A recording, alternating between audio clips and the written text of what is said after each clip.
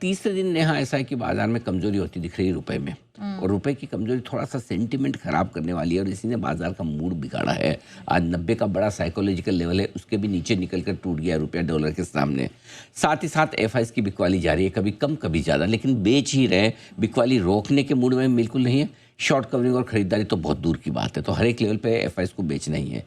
तीसरा बड़ा कारण ये कि लाइफ हाई पर निफ्टी पहुंचा जरूर था, अभी 2 दिन पहले 26,325 का हाई बनाया हमने, लेकिन 26,325 के लाइफ हाई पर भी डिस्कशन क्या हो रहा था?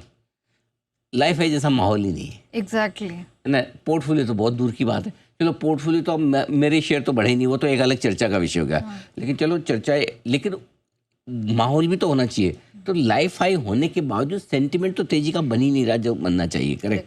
खाली हाँ, नंबर्स के हिसाब से हम सेलिब्रेट कर रहे हैं, बिल्कुल कर रहे हैं, करना बनता है, वो एक आंकड़ा है। लेकिन एक आंकड़ा होना अलग चीज़ है।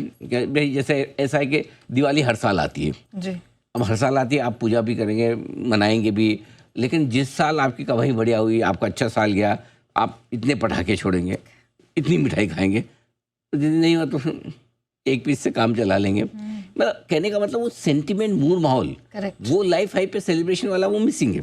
ठीक है। और लाइफ हाई छूते ही बिकवाली का जो प्रेशर हो उसी दिन से वो रुक ही नहीं रहा। एक टच होते ही वहां से जो गिरना शुरू है, बराबर बराबर गिर रहे हैं छोटे बजोले शेयर्स। अच्छा, एक और चीज़ ये कि जो मिड कैप स्मॉल कैप है, ये लाइफ हाई पे भी नहीं बढ़ रहे हैं। इनफैक्ट इनमें तो उल्टा हो रहा है, अब किसी को खरीदना ही नहीं है, न दिग्गज न फंड्स को लेना है, न किसी और को। जितने आपके प्रोमोटर्स हैं वो तो स्टेक बेच बेच के निकलने में लग रहे हैं।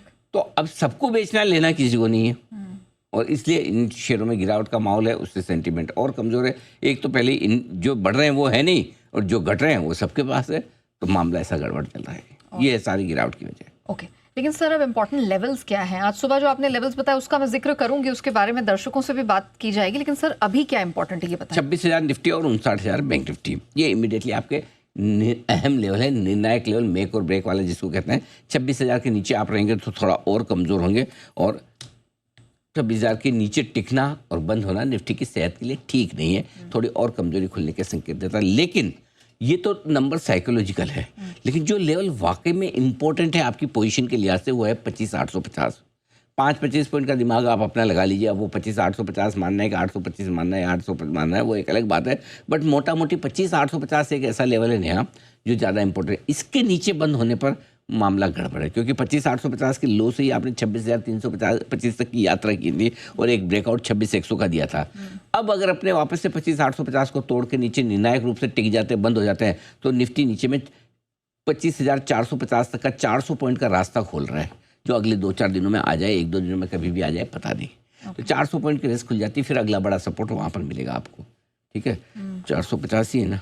हाँ, 450। बैंक निफ्टी 58,650, 58,850, ये बड़ा इंपॉर्टेंट सपोर्ट लेवल है। देखिए 58,650 का लो 24 तारीख को बनाया था, और 58,850 की क्लोजिंग, 825 की क्लोजिंग आपको 25 तारीख को मिली थी।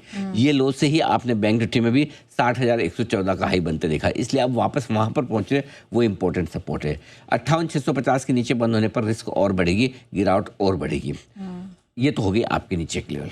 अब समझो फॉर अ चेंज आखिरी घंटे में, 1.5 घंटे में बाजार चाल बदलता है। आमतौर पर मजबूत होता है तब बदलता है, कमज़ोर में तो बदलता नहीं, बदमाश है। लेकिन अगर समझो बदल ले, चलो चाल बदले और रिकवरी आए तो क्या? रिकवरी में 26,025, 26,125 वो रेंज है जिसमें आपको पोजीशन हल्की करनी है, ये ध्यान में रखिए। 26,000 से भी करना शुरू करें तो कोई हर्ज नहीं। ऊपर में बैंक निफ्टी 59,275, 59,525 की रेंज में पोजीशन हल्की करनी है। अगर निफ्टी गलती से, जो आज तो होगा नहीं, किसी और दिन हो जाए, 26,175 के ऊपर बंद होने की कोशिश करें। बैंक निफ्टी 59,750 के ऊपर बंद होने की कोशिश करे तो, करेगा नहीं, अभी आज लग नहीं रहा, करे तो फिर आप ये समझिए कि कमजोरी खत्म हो गई, मजबूती लौटने के संकेत है। ऑलराइट, चलिए, तो ये कुछ इंपॉर्टेंट लेवल्स हैं जिन पर हमें फोकस करके यहाँ से आगे बढ़ना है। लेकिन सर अब ये समझने वाली बात होगी कि रुपए में अभी कमजोरी आई, 90 का लेवल पार हुआ। अगर ये कमजोरी आगे भी जारी पड़ती है, हमारे लिए कितनी भारी पड़ेगी? देखो, रुपए की कमजोरी से ऐसे डायरेक्टली फर्क नहीं पड़ता, लेकिन सेंटीमेंट बहुत खराब होता है। करेक्ट। तो हो क्या रहा है, लगातार तीसरे दिन रुपए ने नया रिकॉर्ड लो बनाया है। ठीक है, आज तीसरा दिन है और पहली बार 90 के लेवल को तोड़ा है रुपए ने। रुपए की तेज गिरावट सेंटीमेंट खराब करने वाली, परेशान करने वाली ज़्यादा है। और हो क्यों रहा है? एक तो ये कि जब से 50% टैरिफ हुआ है तब से हमारे एक्सपोर्ट्स काफ़ी कम हो गए, वायबल है नहीं। तो एक्सपोर्ट्स कम हो रहे तो डॉलर नहीं आ रहे हमारे, एक्सपोर्ट करेंगे तो डॉलर मिलेंगे ना। अच्छा, अब जो इम्पोर्ट कर रहे हैं जैसे कि कच्चा तेल या वोटेवर उसके तो वो कर रहे हैं जिसका तस कर रहे हैं, उसके तो डॉलर लग ही रहे हैं। तो डॉलर की डिमांड अचानक से बढ़ गई, आ नहीं रहे, जा रहे हो जा ही रहे, ठीक है। तो डॉलर चाहिए। ऊपर से रुपए पे एक प्रेशर आरबीआई के रेट कट की वजह से भी है कि जब रेट कट होती है करेंसी कमज़ोर होती है। तो करेंसी कमज़ोर इसलिए भी होने लगी कि शायद परसों आरबीआई गवर्नर साहब रेट कट कर डाले। उम्मीद है, एक तरफ रेट कट चाहिए लेकिन करेंसी कमज़ोर तो इसी वजह से होती है। दूसरी चीज़, तीसरी चीज़ है कि जब भी एफआईज बेचते हैं, एफआईज ने बेचा, ठीक है, समझो 5,000 करोड़ का। अब इस 5,000 करोड़ का क्या करेंगे? इसके डॉलर खरीदेंगे, खरीद के जहाँ से आए हैं वहाँ ले जाएंगे। तो जब एफआईज बेचते तो वो डॉलर खरीदते हैं, तो डॉलर की डिमांड और बढ़ जाती है। डॉलर की डिमांड बढ़ने का मतलब डॉलर मजबूत होना, रुपया कमज़ोर होना। करेक्ट, ये कुछ चीज़ कारण। तो कुल मिला के ये कि हर एक लिहाज से डॉलर की डिमांड ज़्यादा है, डॉलर की सप्लाई कम है। अब आरबीआई डॉलर बांटे इन द सेंस कि सपोर्ट करे, मार्केट में आके दे कि लीजिए किसको डॉलर चाहिए, तब तो लग नहीं रहा कि आरबीआई सपोर्ट कर रखी। आरबीआई किसी लेवल को होल्ड करने में, डिफेंड करने में इंटरेस्टेड दिख नहीं रहा, इसलिए फ्री फॉल है। पिछली बार ऐसा फ्री फॉल हुआ था इसी साल जनवरी में, जब 8 जनवरी से लेकर 14 जनवरी में ऐसा 5 दिन तक हुआ नेहा जी। तब भी मूड अपना बड़ा खराब था। तब 5 दिन लगातार रुपए ने 5 दिन तक नया लो बनाया था। पिछले दिन के बगैर नया लो 5 दिन तक गिरा नहीं, 5 दिन तक रिकॉर्ड लो बनाया था। अब की बार 3 दिन तक रिकॉर्ड लो बनाया है। मैं डरा नहीं रहा लेकिन कि भाई अभी 2 दिन की और गुंजाइश है, बट कुल मिला के मामला ये पुराना इतिहास से करें, 5 दिन तक रिकॉर्ड लो बनाए हैं एक बार कंटिन्यूस, वो इसी साल बनाए। जनवरी भी खराब, दिसंबर भी खराब। भी ताज़ा कर दूं, यहाँ पर सरकारी बैंकों को लेकर, एनबीएफसीज को लेकर लगातार जी बिजनेस ने आपको निवेश की रिकमेंडेशन दी है और उसमें वेल्थ भी जबरदस्त बन के निकल कर आई है।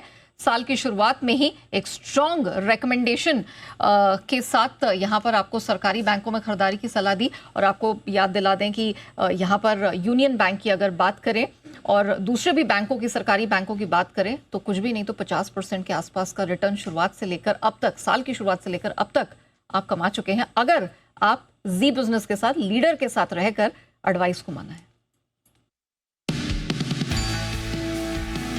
मुझे लगता है 2025 का साल सरकारी बैंकों के लिए काफ़ी बेहतर साबित होगा। कम से कम साल 1.5 साल के लिए वो बनाए, बढ़िया रिटर्न आपको इतना तो पक्का है कि जितनी एफडी में ये रिटर्न देते उससे डबल तो दे देगा।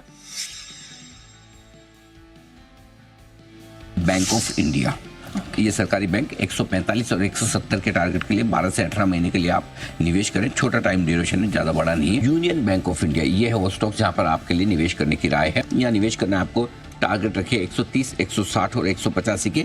1 से 3 साल के लिए निवेश करिए।